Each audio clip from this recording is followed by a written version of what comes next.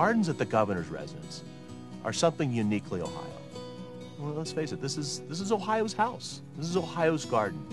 And this garden now reflects Ohio. But if you don't want to walk around Ohio, come and walk around the gardens, because around the gardens, you can take about a 45-minute walk around and we can show you some of the very most unique things around Ohio. About 3 years ago, Mrs. Taft talked with Dewey Hollister, a native plant specialist, about making the governor's residence different. And different from the standpoint of not looking like any other governor's mansion, but looking uniquely Ohio. Landscape architect Gary Meisner out of Cincinnati came on board and developed a master plan of how to make pocket gardens, the gardens that a Jacobean house would have around it. And we have many pocket gardens that would really tell the story of Ohio. We do about 10,000 visitors a year come into our garden, and we have something from every county. We have a plant in our meadow area that the master gardeners did a remarkable job in planting a great garden over there. It has a lot of what we would call weeds, because there's ironweed and there's milkweed, and we show them those plants. And usually everybody will see something in the meadow garden. Oh yes, I've got those in my garden. And then when you walk up the county walkway, all 88 counties, all the county commissioners from around the state of Ohio got involved and provided us a great stone. A lot of the stones tell stories. They tell stories about each county and how unique the counties are. The grindstone is one of the stones donated to us when we did the county walkway. We got it from the folks at Washington County, and then we installed it as a center focus point on our wildflower garden. The grindstone is a stone that was used by industry all over.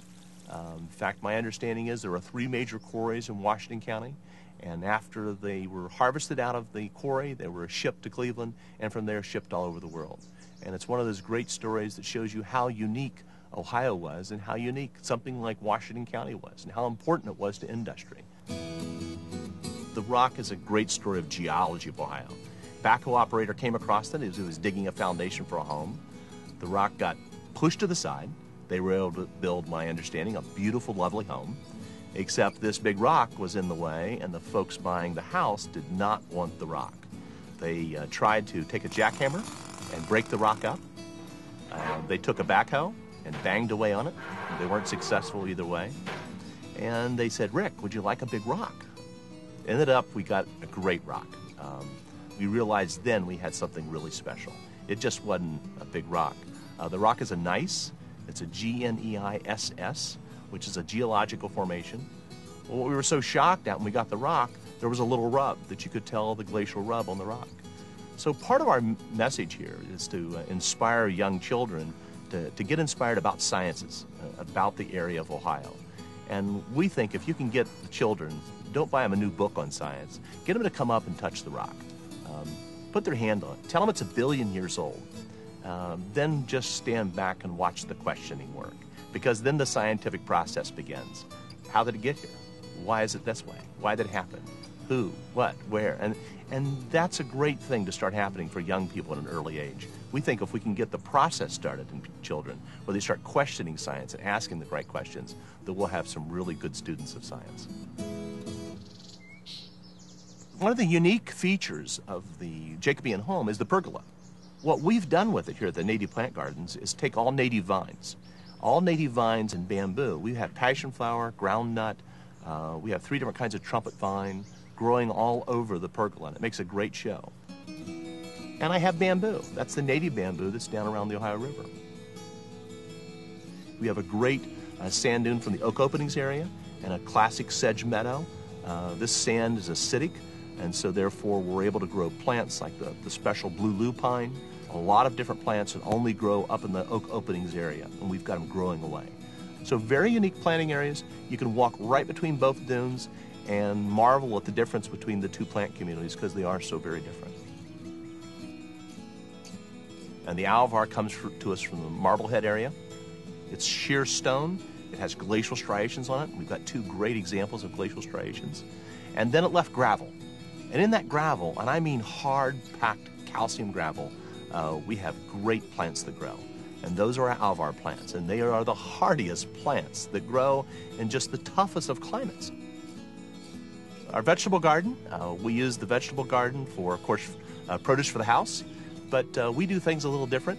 And so we designed the garden to be a little asymmetrical, a little more of a show garden, though it's going to have remarkable produce out of it. We have very great success anyway.